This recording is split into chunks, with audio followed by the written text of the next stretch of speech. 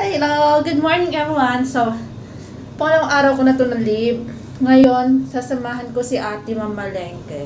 Di pa ako nakahilamos, di pa ako pa-toothbrush.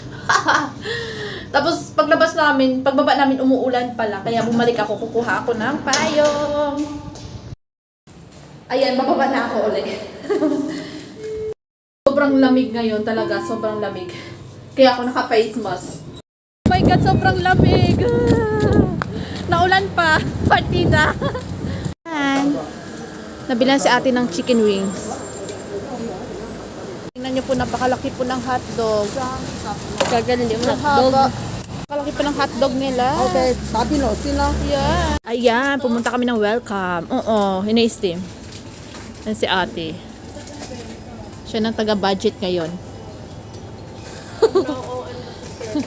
Kain kami ng ice cream. Kahit winter.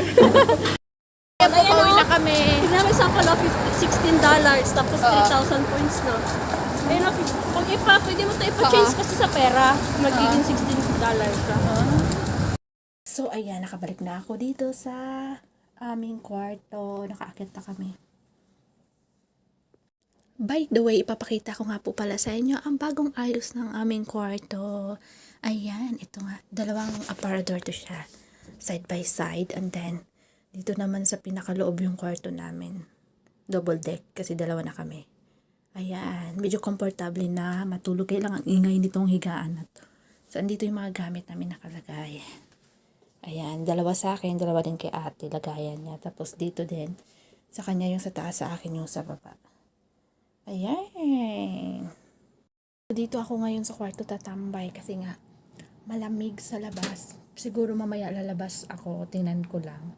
Pero ngayon, tulog-tulog muna. Sarap. Malapit ako babalik sa trabaho. Ayan. Bye-bye everyone. Thank you so much.